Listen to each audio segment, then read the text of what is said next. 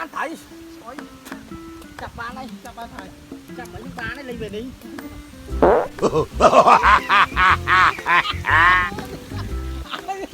còn ồn ngày đi còn hô nếu cho người nhiều ấy á.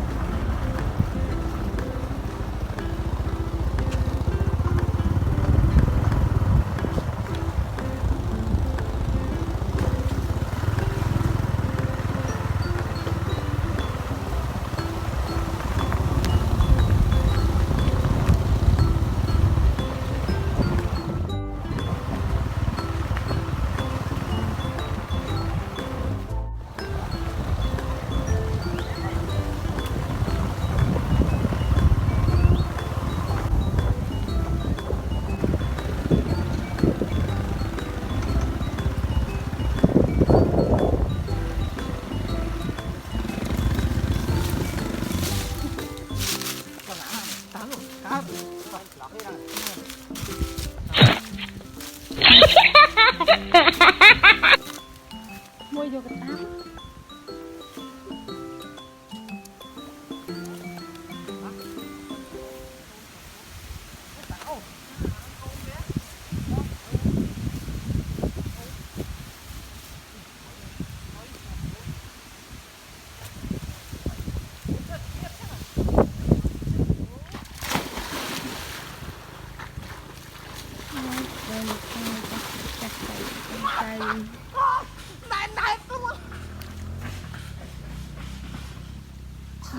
và không hiểu mà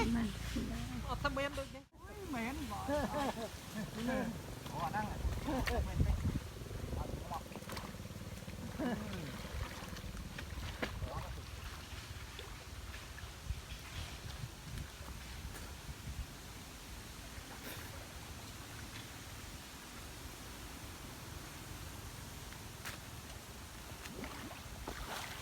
với bò hào hào luôn lao nhỉ thằng bên chứ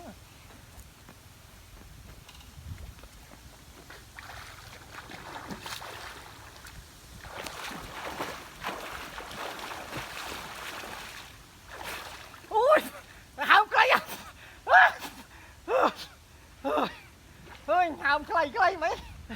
bàn mui ui lúc nhau mà miên ấp tới sờ bổ ấp tới sờ bổ ấy bò cao muốn bổ ui hào cây ui này đi thế nữa mãi chịu chơi của bà đấy nữa ơi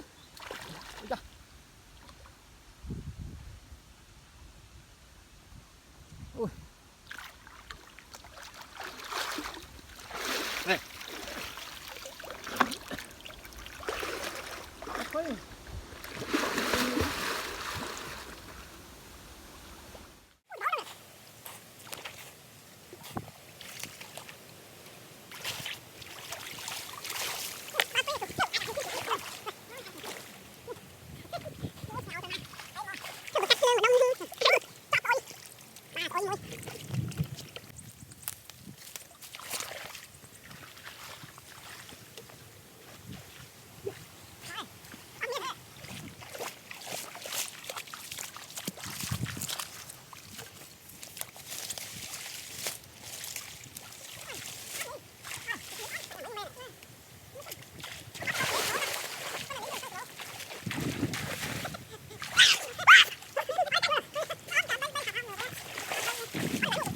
lế với chợ mình mưa mi ăn tới miên ngon lắm tay tờ lế với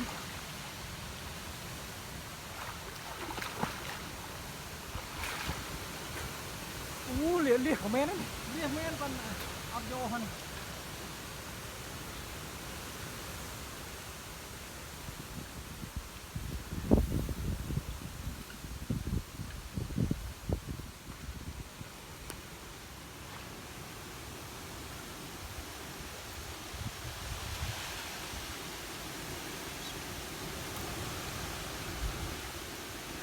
một chú tranh thành lý với nhé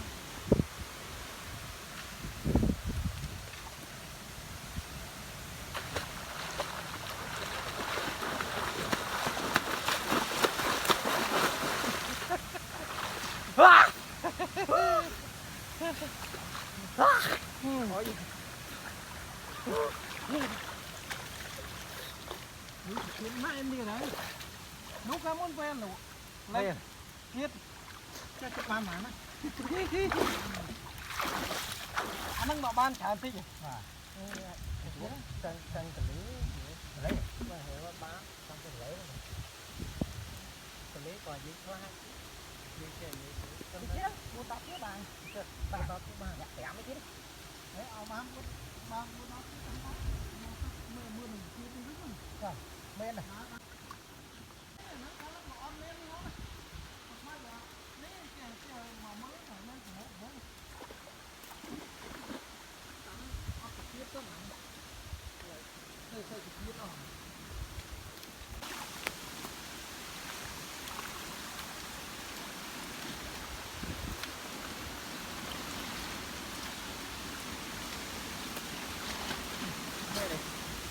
ban mà có mà ban này không phải có mình có mình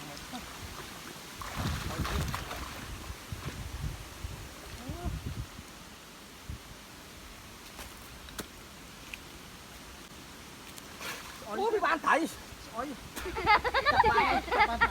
chạm bảy những ban ấy lên về đi để chân cái lên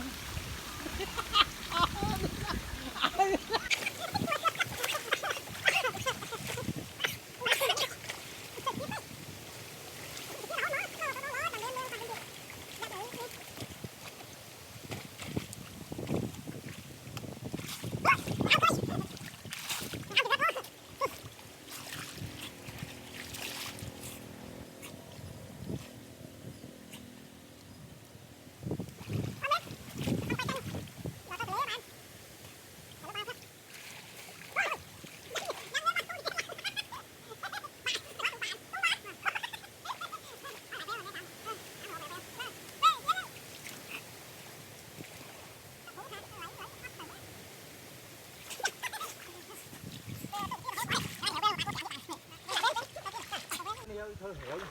thôi tôi đo chặt với tôi thấy tôi thọt tạo có để nắng lên đừng tích chết rồi ban tích chết ba này à khơi nhá nghịch khơi ba tích chết nó ba này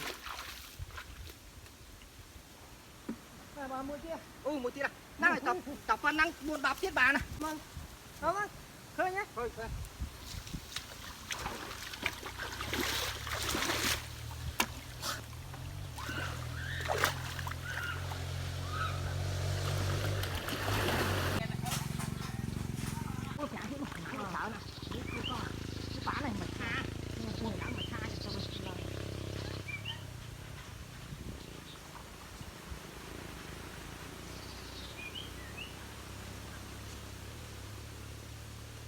mò hả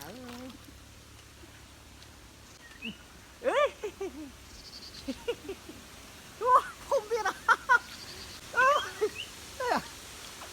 kia mà chơi bán không luôn ba này ba mua tôi mà kia bị tròn cả lá mà này áo nhông thấy bóng bóng đi ta tìm hố đi mà tôi ý gì cũng đó không nên để toàn gì đã thôi à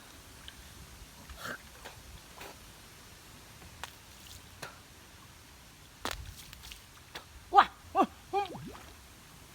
trời toàn một tia ơi quả này xa xuống ngắn nha.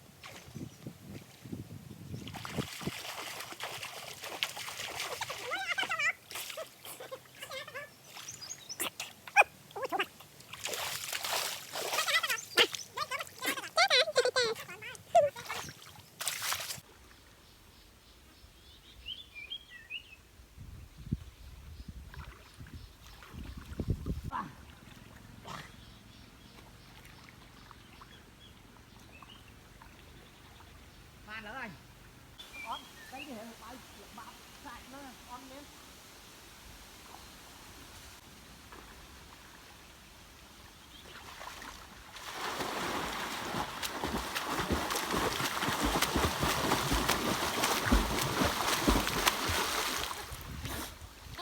hai lên chạy là hai sực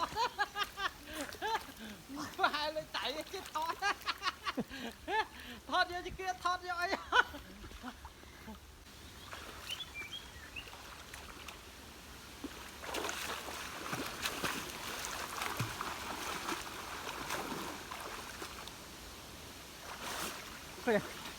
Bạn lên hớp mùi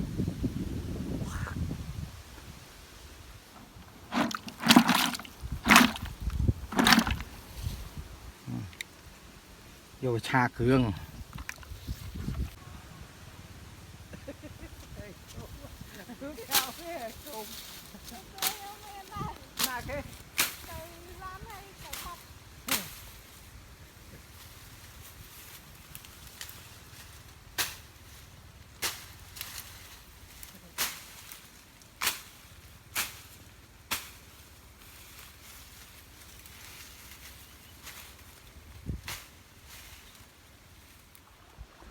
khơi ô khơi tưng ơi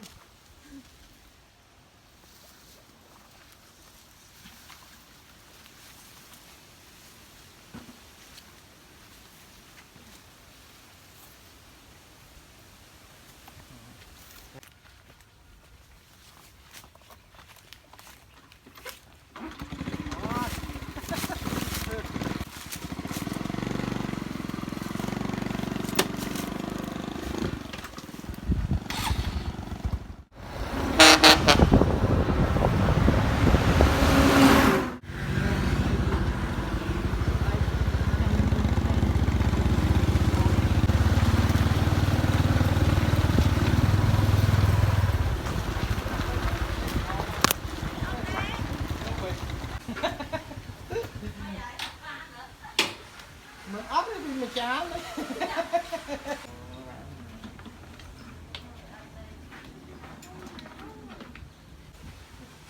Chạc